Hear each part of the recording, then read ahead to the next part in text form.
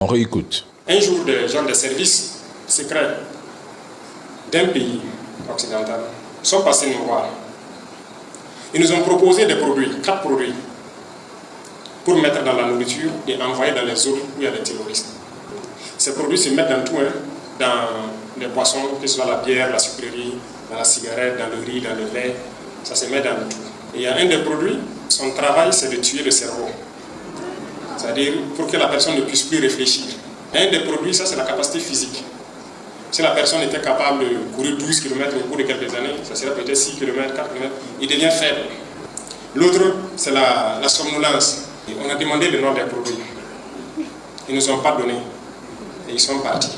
Mais avant de partir, on les a demandé, est-ce que vous avez déjà expérimenté quelque part? Est-ce que ça marche vraiment? Sinon, pourquoi on doit payer et puis faire ça? Ils nous ont dit que oui, ils ont déjà utilisé ça quelque part.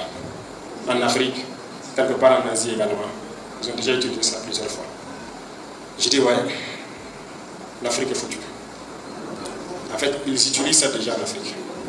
Regardez le noir. Il aime plus ceux qui l'ont agressé hier que lui-même sa propre personne. L'ethnie, la religion. Ces deux sujets ont toujours détruit l'Afrique. Regardez toutes les guerres en Afrique. On manipule par la religion, par l'ethnie. Et sur les réseaux sociaux, vous voyez, ça se manipule tous les jours. Son discours est trop fort. L'Afrique est un immense laboratoire d'expérimentation. Preuve historique. La CIA, dès les années 50 à 70, a massivement testé des produits similaires pour induire confusion, docilité, perte de mémoire, somnolence ou altération cognitive. Le but était le contrôle mental, le sabotage de leaders noirs ou de populations. Des tests ont eu lieu sur des civils à leur insu, y compris à l'étranger. Des documents déclassifiés le confirment, c'est réel. Je le disais déjà dans une de mes vidéos, il y a 4-6 mois. L'Occident n'a plus besoin de recoloniser l'Afrique par la force des armes conventionnelles, non. En Afrique, la guerre moderne est asymétrique, cognitive et biologique. Pour eux, c'est plus efficace, moins visible et surtout plus rentable. L'histoire des ethnies en Afrique, moi je le dis, c'est une tragédie orchestrée depuis la conférence de Berlin et même c'est une honte. Les puissances coloniales ont tracé des frontières absurdes aux crayons, regroupant des peuples rivaux, séparant les mêmes familles, créant ainsi des États artificiels où la loyauté ethnique prime souvent sur la nation. Quel est le résultat? Les gens se divisent naturellement. Telle ethnie doit se méfier de l'autre, c'est la guerre. Pourquoi le pouvoir? Ils s'entretuent. On arme un groupe contre un autre. On finance des milices ethniques. On diffuse via radio, réseau, imam, pasteur, des récits de victimisation. Les frontières héritées aggravent tout. Des pays voisins qui se détestent. Des individus qui deviennent xénophobes, qui crient à l'étranger, son propre frère africain. Et puis la religion s'ajoute comme un accélérateur explosif. Ils ne se rendent même pas compte que tout est manipulation, division, haine. Le combat est long, il est profond. Je pense qu'il faut vraiment réformer le système éducatif, sinon, moi je vous le dis clairement, nous sommes foutus, perdus. Réécoute. On est focus. Moi je n'ai pas abandonné ma jeunesse là pour venir m'amuser avec ma mission. Moi je suis jeune, mais je n'ai plus de jeunesse à vivre. Moi je n'ai pas sacrifié ma jeunesse pour rien. Je ne vais pas m'amuser avec ma mission. J'ai un rêve pour mon pays et le rêve va se réaliser. Mais ils ont toujours utilisé le noir contre le noir. N'allez même pas loin chercher. Nos ennemis sont avec nous. Et ça m'amène à vous donner un conseil général. Vous voyez, nous sommes en révolution et on a pris une ligne. Et il faut que les gens restent concentrés. Beaucoup de gens disent qu'ils sont concentrés, ils sont révolutionnaires. Mais c'est vous encore qui partez sur les pages des apatrides là et vous croyez à ce qu'ils racontent. Et vous vous affolez, vous inquiétez. Et vous êtes dans des états trucs. Pourquoi? Restez concentrés. Le président Ibrahim Traoré est jeune. Il aurait pu s'enrichir, s'installer dans le luxe et laisser le pays pourrir. Il aurait pu faire comme beaucoup d'autres chefs d'État. Signer des contrats opaques, posséder des villas, des maisons, des comptes offshore, organiser des élections, voyager 3 à 7 fois par mois pour au final ne rien réaliser au pays, faire des promesses vides, Pas d'eau, pas d'électricité, rien. Pas de route. Mais posez-vous cette question. Pourquoi n'a-t-il pas fait depuis son arrivée au pouvoir, là où d'autres avant lui l'ont fait? Pourquoi sacrifier sa jeunesse? Tu vois, certains critiquaient le paysage du Mali, du Burkina ou du Niger lorsqu'ils atterrissent en avion. Mais à qui la faute? Depuis 1960, où est passé le développement que les politiciens promettaient à leur population pendant qu'ils s'enrichissaient et garantissaient l'avenir de leurs enfants à l'étranger? Aussi, mesdames et messieurs, cessez de nourrir les trolls, les bots, les sans-papiers qui vivent en Occident et passent leur journée à critiquer l'AES en leur offrant de l'audience sur leur panel de débats haineux. Avez-vous oublié que l'attention, votre attention, c'est la monnaie de cette guerre asymétrique? Chaque fois que tu rentres dans leur débat haineux, leur jeu, que tu réponds avec colère ou argument, tu augmentes leur visibilité. Ils jouent sur vos émotions, vous rendent agressif et ça gonfle le audimat. On vous pousse à douter, à ne plus croire. Une petite attaque par-ci par-là, vous stressez, vous avez peur, vous paniquez. Mais l'Occident a perdu le monopole militaire et économique direct. Il passe à la domination narrative. Le Koweït annonce que ses centrales électriques et ses usines de dessalement ont été frappées par l'Iran. Je rappelle que le Koweït dépend à 90% du dessalement pour son eau potable. Les pays du Golfe dépendent massivement des usines de dessalement, contrairement à l'Iran, qui peut aisément s'en passer.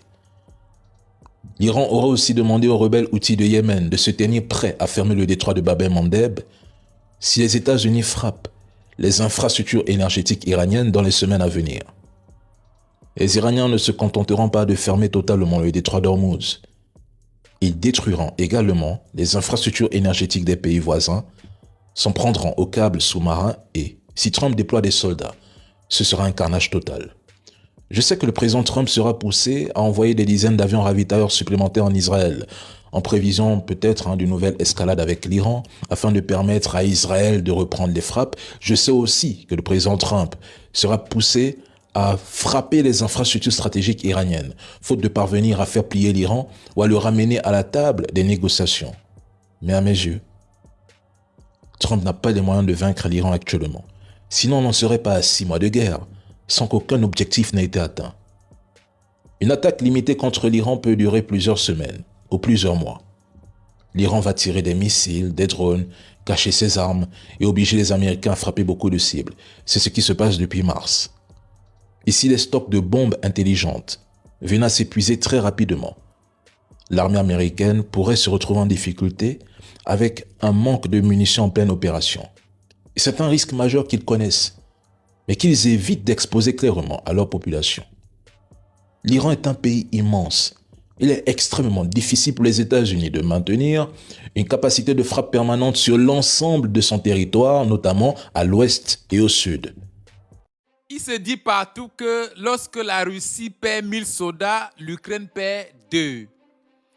Mesdames et messieurs, j'ai cru comprendre par la bouche des blogueurs français qui sont sur ces plateformes TikTok et qui ont en plus la cloche bleue. Donc, ils ont quelque part la certification TikTok. Sans parler du fait que pour compenser les immenses pertes russes sur le front et combler la pénurie de volontaires, la Russie recrute aussi à l'étranger avec des méthodes très questionnables. Et par conséquent, les déclarations, l'agence France Presse ne trouve pas à passer cela au filtre. Ils n'ont pas de preuves. Mais là, je suis surpris que des médias, des journaux officiels reconnus, vous pouvez aller vérifier, nous font état des échanges de corps entre la Russie et l'Ukraine. Et toujours dans ces différents échanges de corps que vous pouvez prendre la peine de lire, la Russie rend toujours un chiffre plus élevé et l'Ukraine rend des chiffres très bas. J'aimerais qu'on m'explique, j'aimerais comprendre ce ratio. Comment expliquer qu'on nous dit officiellement que la Russie perd des millions pendant que l'Ukraine n'en perd que quelques. Et ces blogueurs ont la certification TikTok. Ils sont accrédités des médias et les informations ne passent pas au crible. Il n'y a pas de censure ni de restriction. Et nos informations à nous sont taxées de blogueurs pro-russes. Les chiffres sont là. Les échanges sont officiels et tout est compté. Expliquez-moi cette Russie qui aurait déjà perdu des millions et des millions et cette Ukraine qui perd simplement quelque peu, mais lors des échanges de corps, les corps des soldats ukrainiens sont toujours plus nombreux que ceux des Russes. Ça démontre à suffisance que l'Occident fait preuve d'un degré extrême d'infantilité. C'est eux qui applaudissaient hier que l'Ukraine est en train de décapiter toutes les stations-service en Russie, que la Russie subirait une pénurie de carburant sans précédent. Et ils étaient contents, ils fêtaient sur le plateau télé, ils faisaient des reportages dans lesquels ils se vantaient des avancées fulgurantes de l'Ukraine. Aujourd'hui, c'est eux qui se plaignent que la Russie décapite les stations-service. Mais la Russie a dit qu'elle répondra coup pour coup. Mais semblerait-il qu'en Occident, on ignore cela. Donc, la Russie doit croiser les bras et regarder l'Ukraine faire. Et du côté de l'Occident, on applaudit les succès de l'Ukraine. Mais c'est incroyable. Ça, c'est un degré extrême d'un esprit infantile. Qu'est-ce que vous pensez que la Russie va faire? Elle va s'asseoir, vous regarder, applaudir? Mais c'est même bizarre et étonnant que c'est aujourd'hui, 18 juillet, que vous constatez ça. La Russie a commencé à faire ça aussi. Dès le lendemain que l'Ukraine a commencé, la Russie a répliqué à la hauteur. Elle a dit que la réplique sera à la hauteur. Au final, on se rend bien compte que certains seraient contents ou alors voudraient que la Russie croise les bras, l'OTAN, l'Ukraine et tout ce que vous voulez, les malmènent et fait de la Russie ce qu'ils veulent. Et là, vous allez applaudir, vous serez contents, n'est-ce pas? Près de 6 ponts qui ont été bombardés du côté de l'Iran. Les États-Unis bombardent tous ces ponts dans la nuit du 16 au 17. C'est une information très nucléaire. Nous allons aussi parler des sites et des sites stratégiques et des bases américaines qui ont été frappées aussi par les Iraniens. C'est une information très nucléaire. Les médias d'État iraniens ont rapporté que les frappes aériennes américaines ont été menées dans la nuit du 17 au 16 dans la province de Hormozgan, qui ont visé près de 6 ponts. C'est incroyable. Donald Trump, mes amis, frappe les infrastructures civiles. Nous allons du côté des Iraniens qui affirment qu'ils ont ciblé aussi des bases américaines dans la région, comme vous pouvez le voir, des images satellites montrant des résultats des frappes des gardiens de la révolution contre les stations de radar américaines de surveillance maritime situées sur les rochers de Salam, ainsi que contre une station de radar de contrôle aérien dans la région de Ghanam, en Oman. Et aussi, vous devez savoir que l'Iran a également déclaré avoir frappé 3 bâtiments dans la base militaire de Saïd, dans la capitale des Émirats Arabes Unis, et la base du roi Faisal en Jordanie. Les États-Unis frappent les ponts en Iran, les Iraniens répliquent aussi. Vous devez savoir, dans la nuit, ils ont frappé aussi un pont qui relie entre le Bahreïn et l'Arabie Saoudite. C'est vraiment un truc de fou. Et aussi, les Iraniens continuent de frapper les bases américaines dans la région. Ce qui est sûr et certain, les amis, les choses sérieuses vont commencer et ont déjà même commencé. C'est vraiment un truc de fou. Dis-moi en commentaire qu'est-ce que tu en penses. N'hésite pas de partager la vidéo si tu as votre temps. Ne pas rater d'autres vidéos. Ciao. Il se dit partout que lorsque la Russie perd 1000 soldats, l'Ukraine perd 2. Mesdames et messieurs, j'ai cru comprendre par la bouche des blogueurs français qui sont sur ces plateformes TikTok et qui ont en plus la cloche bleue. Donc, ils ont quelque part la certification TikTok. Sans parler du fait que pour compenser les immenses pertes russes sur le front et combler la pénurie de volontaires, la Russie recrute aussi à l'étranger avec des méthodes très questionnables. Et par conséquent, les déclarations, l'agence France Presse ne trouve pas à passer cela au filtre. Ils n'ont pas de preuves. Mais là, je suis surpris que des médias, des journaux officiels reconnus, vous pouvez aller vérifier, nous font état des échanges de corps entre la Russie et l'Ukraine. Et toujours dans ces différents échanges de corps que vous pouvez prendre la peine de lire, la Russie rend toujours un chiffre plus élevé et l'Ukraine rend des chiffres très bas. J'aimerais qu'on m'explique, j'aimerais comprendre ce ratio. Comment expliquer qu'on nous dit officiellement que la Russie perd des millions pendant que l'Ukraine n'en perd que quelques. Et ces blogueurs ont la certification TikTok. Ils sont accrédités des médias et les informations ne passent pas au crible. Il n'y a pas de censure ni de restriction. Et nos informations à nous sont taxés de blogueurs pro-russes. Les chiffres sont là. Les échanges sont officiels et tout est compté. Expliquez-moi cette Russie qui aurait déjà perdu des millions et des millions et cette Ukraine qui perd simplement quelque peu, mais lors des échanges de corps, les corps des soldats ukrainiens sont toujours plus nombreux que ceux des Russes. L'Iran menace de réduire en cendres toutes les infrastructures du Moyen-Orient. C'est une menace qui fait trembler le Pentagone, qui inquiète les alliés des États-Unis d'Amérique dans la sous-région du Proche et du Moyen-Orient. L'Iran menace, je dis, de tout raser, toutes les infrastructures dans la sous-région. Pas seulement un pays, mais l'Iran menace de tout frapper, c'est-à-dire de réduire tout à néant, jusqu'au point où on ne va même pas savoir s'il y avait des infrastructures dans la sous-région du Moyen-Orient. Mesdames, Mesdemoiselles et Messieurs, mais je vous avais prévenu par rapport à ça. Moi, je vous avais dit par rapport à ça. Mais pourquoi est-ce que les Iraniens font cette menace? Bon, permettez-moi de faire un récapitulatif. Incessamment, Donald Trump avait brandi des menaces. Vous vous souvenez? Et j'avais dit qu'il veut créer le pire, il veut faire le pire dans cette vidéoconférence. Je crois que c'était avant-hier ou hier matin, quelque chose de la sorte.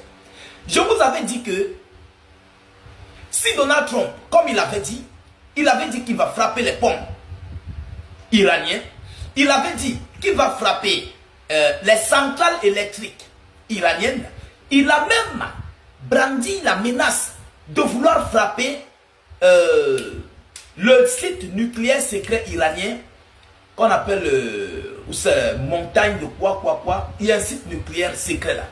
Le site le plus secret. Ça, c'est manquer de vision simplement et d'objectivité. Lorsque LCI affirme que depuis la reprise des frappes, l'Iran s'est réservé par crainte de frapper l'État hébreu, pour moi, à ce niveau, ça se fait preuve explicitement d'un manque grave de compréhension de ce qu'est la stratégie iranienne. Je m'inscris en faux dans cette perception des choses. Mesdames et messieurs, ce que vous devez comprendre, c'est qu'il y a un truc que l'Iran a compris et que, je suis désolé, vous n'avez pas compris ça comme ça. L'Iran est rentré dans une stratégie de décapiter tous les protecteurs de l'État hébreu dans la région. Le Bahreïn, le Qatar, le Koweït, qui constituent un bouclier préalable. Parce que, rendez-vous bien compte que chaque fois que l'Iran a visé Israël, qu'est-ce qui s'est passé? Il y a eu une interception préalable au niveau de ces pays. Et, méthodiquement, l'Iran a compris qu'il fallait commencer à décapiter d'abord la première couche de défense. Et c'est ce qu'ils sont en train de faire. Ce n'est pas que l'Iran aujourd'hui ait peur de l'État hébreu. Non! Faire cette affirmation, c'est un manque d'objectivité. C'est faire preuve de carence de compréhension de stratégie de guerre. L'Iran, à ce niveau, n'est pas en train de montrer sa peur ou sa trouille vis-à-vis de qui que ce soit. Si vous avez remarqué, il frappe les centres de contrôle, il frappe les centres d'interception, etc. Et bien plus tard, si ça déclenche entre Iran et l'État hébreu, la route sera totalement ouverte pour l'Iran. L'Iran menace de réduire en cendres toutes les infrastructures du Moyen-Orient. C'est une menace qui fait trembler le Pentagone, qui inquiète les alliés des États-Unis d'Amérique dans la sous-région du Proche et du Moyen-Orient. L'Iran menace, je dis, de tout raser, toutes les infrastructures dans la sous-région. Pas seulement un pays, mais l'Iran menace de tout frapper, c'est-à-dire de réduire tout à néant, jusqu'au point où on ne va même pas savoir s'il y avait des infrastructures dans la sous-région du Moyen-Orient. Mesdames, Mesdemoiselles et Messieurs, mais je vous avais prévenu par rapport à ça. Moi, je vous avais dit par rapport à ça. Mais pourquoi est-ce que les Iraniens font cette menace? Bon, permettez-moi de faire un récapitulatif. Incessamment, Donald Trump avait brandi des menaces. Vous vous souvenez? Et j'avais dit qu'il veut créer le pire, il veut faire le pire dans cette vidéoconférence. Je crois que c'était avant-hier ou hier matin, quelque chose de la sorte. Je vous avais dit que si Donald Trump, comme il avait dit qu'il va frapper les pommes iraniennes, il avait dit qu'il va frapper les centrales électriques iranienne, il a même brandi la menace de vouloir frapper le site nucléaire secret iranien qu'on appelle montagne de quoi. Il y a un site nucléaire secret là. Le site le plus secret a frappé une centrale électrique et de dessalement d'eau sur le territoire de multiples pays du Golfe. Mesdames, mesdemoiselles et messieurs, dès que vous recevez la vidéoconférence, n'hésitez pas. Veuillez la partager dans tous les groupes possibles. Partagez-la massivement. Moi, j'étais sûr que nous allons arriver là. J'étais sûr que ce conflit allait arriver là. Et je l'avais dit ici.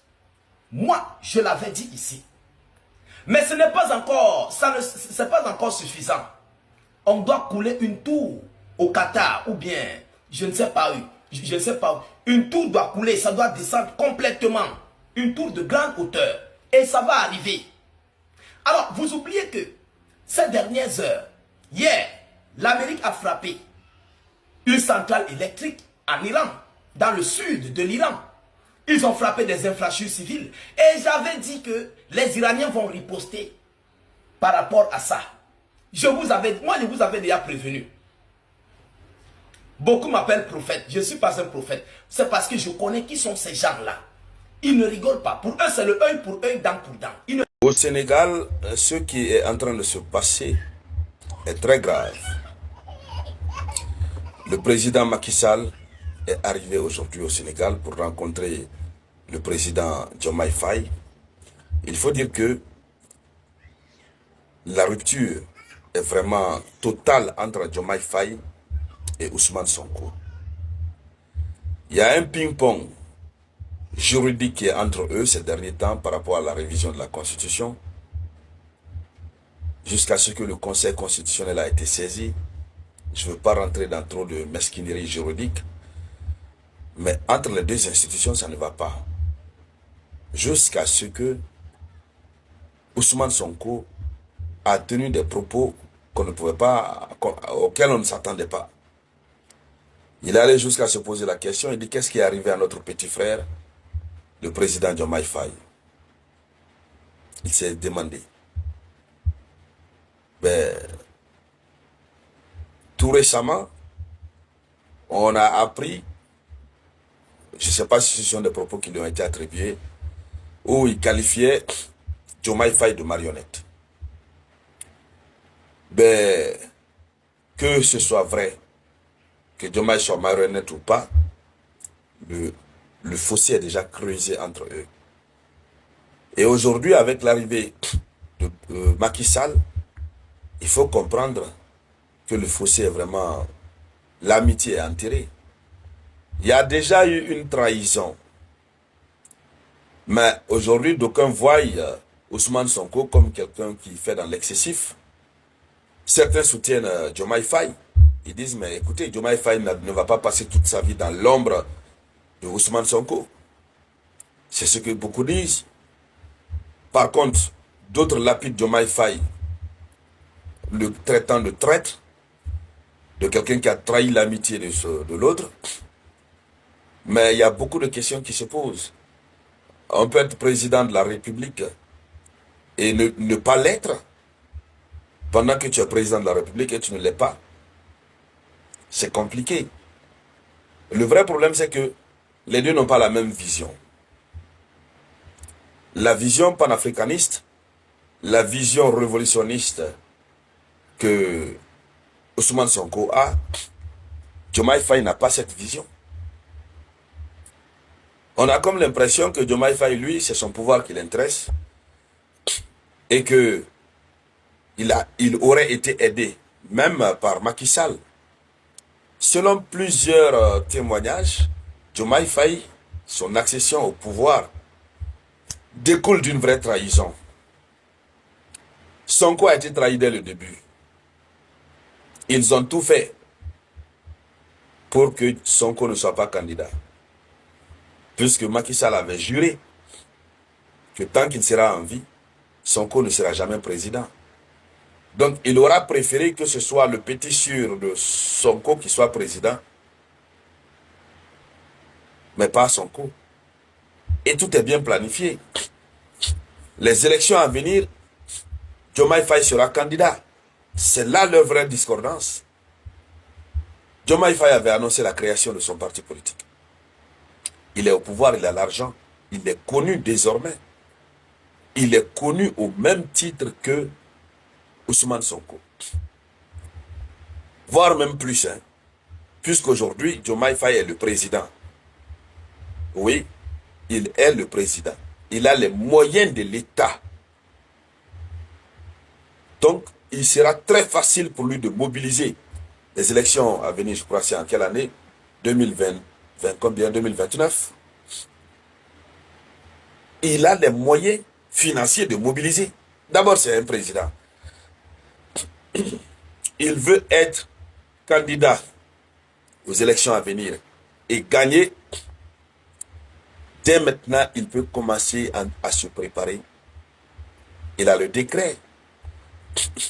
Les décrets qui tombent, ce sont des deals. Il a le décret. Et quand l'élection va être organisée, qui sera à la tête de l'État? Mais c'est lui qui sera toujours là. Il y a un adage très récurrent que tout le monde connaît, qui dit, est-ce qu'on peut organiser les élections en Afrique et puis les perdre? Mais jamais. Jamais on ne peut pas organiser les élections en Afrique et puis perdre. Et surtout, lorsqu'on est soutenu par la France-Afrique.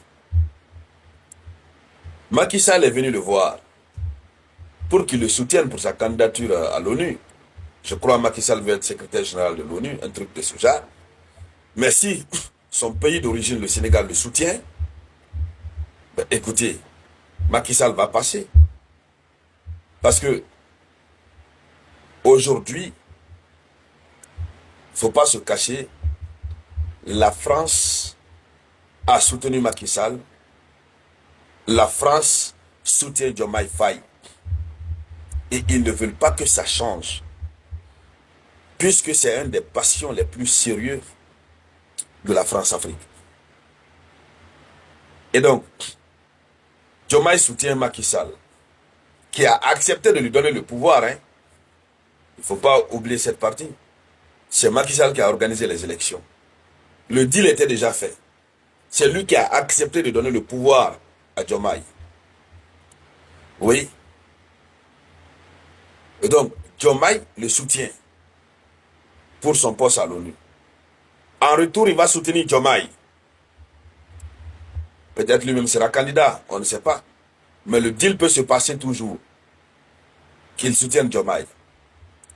C'est-à-dire, la situation devient très compliquée pour Sonko. Hein.